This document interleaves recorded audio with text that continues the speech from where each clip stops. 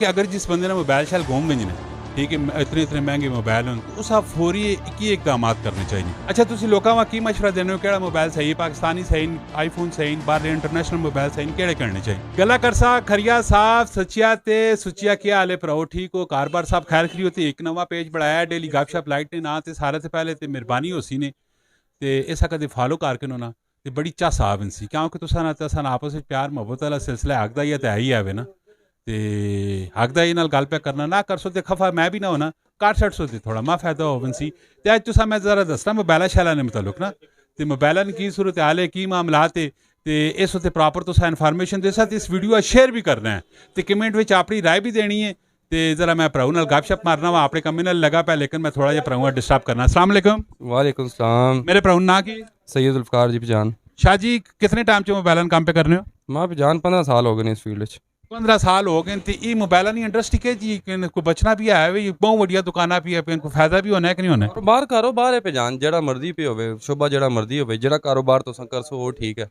जेड़ा तुसां सही लगे। अच्छा तो इन्होंने की सूरत हाल है कितने कुछ परसेंटेज प्रॉफिट हो भी?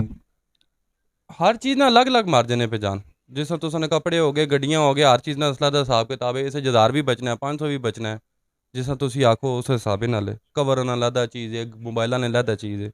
अच्छा तो आजकल मार्केट में किस चीज़ ने ज़्यादातर ट्रेंड पे चलना है यानी कि ज़्यादा मोबाइल केड़े लोग पसंद कर? आईफोन आईफोन की वैल्यू मैं दसो जरा आईफोन सस्ते सस्ता कितना कुछ मिल भी महंगे तो महंगा कितना मिलना है? पहचान 10-15 हज़ार तो स्टार्ट होने ने छोटे छोटे आजकल बच्चे जो निके निके चाह करने वो मोबाइल भी चाह करने पर जो अच्छा मोबाइल चलने ने काबुल होना ना 35-40 हज़ार ने नॉन पीटी है उसमें सिम पैनी कोई भी नहीं सिर्फ वाईफाई तो तुसा चला सो बस उस सिर्फ लाश पाश तो वीडियो शीडियो चलाने वास्ते लोग कैमरा शैमरा चलाने वास्ते तो लोग बढ़ा लेने बस अपने वास्ते। अच्छा पाकिस्तानी मोबाइल भी आए पाकिस्तानी मैन्युफैक्चरिंग भी आए मोबाइल इन्फिनिक्स टेक्नो सारे जितने भी आने पे में सारे पाकिस्तानी मैन्युफैक्चर होनी भी है। ये मोबाइल कितना मिल रही है? ये 30-20-25 हज़ार तो मोबाइल स्टार्ट होने पे आजकल 4 बड़े फोन कैमरे शैमरे बड़े यार चाहे बैटरी टाइम वड्डी 20-25 हज़ार तो स्टार्ट होकर 60-70 हज़ार तक बेहतरीन फोन लब इन्होंने। अच्छा वारंटी गारंटी के मुताबिक थोड़ा दसियो। 1 साल वारंटी होने नहीं पाकिस्तानी फोन ने जी पीटी अप्रूव होने ने ऑफिशियल तो 1 साल पूरी वारंटी।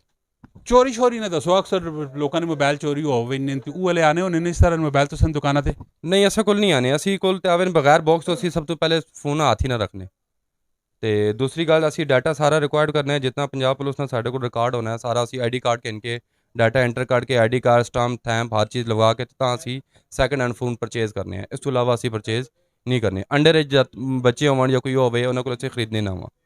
Very good. अच्छा मैं दसो कि अगर जिस बंदे ने मोबाइल शैल घूम भेजना है ठीक है इतने इतने महंगे मोबाइल हों तो उस आप फौरी एक ही इकदाम करने चाहिए। तो पहले तो तुसां चौकी जितनी भी दरख्वास्त और FIR देनी हो तो चौकी FIR चाह दो कि खुदा ना खासा कि अगर कोई थू नाके छाके कोई पकड़ी वैना तो तुसानी रिपोर्ट मौजूद होवे उस तो बाद PTN हेल्पलाइन होनी ने उस तो कॉल करके तुसी अपना फोन ब्लॉक करा छोड़ो सब तो पहले 0800-550-555 PTN नंबर ने ये सारे नोट करके ना उस तो कॉल करो तो सब तो पहले अपना मोबाइल होना वो तुसां ID कार्ड नंबर कैंसन तुसां सारे इन्फॉर्मेशन गिन के तुसां मोबाइल ब्लॉक कर छोड़ सो। अच्छा तुम लोगों का की मशवरा देने हो कि मोबाइल सही पाकिस्तानी सही आईफोन सही बाहर इंटरनेशनल मोबाइल सही केड़े करने चाहिए? सब ठीक है जेड़ा तुसां पसंद आवे वो तुसां से ठीक है जेड़ा तुसां पसंद आ जेड़ा तुसां हथे सही लगे जेड़ा तुसां दिले चंगा लगे वो यूज़ पे करो वो सब तो चंगा है। माशाल्लाह जी बढ़िया सोनिया मेरे भराऊ नाल गल्लां शालां होईयां मोबाइल ने हवाले नाल अगर तुसां मोबाइल गुम भेजना है ठीक है तो जो भी एहतियाती तदाबीर होन इस सारे तो पहले तुसी कर सो क्योंकि कोई ना कोई मिसहैप तुसां मोबाइल नाल हो सकना है सिम क्योंकि विच पे ही होनी है तो ये एहतियात बहुत ज़्यादा जरूरी थी। इसी तरह इन्फॉर्मेटिव और दिलचस्प किस्म की वीडियो आनी रहनी है स्पेशल लाइक करो फॉलो करो कमेंट में अपनी राय भी दे रही हो। मिलने नेक्स्ट वीडियो अपना बहुत सारा ख्याल रखियो। फी अमान अल्लाह। पाकिस्तान जिंदाबाद।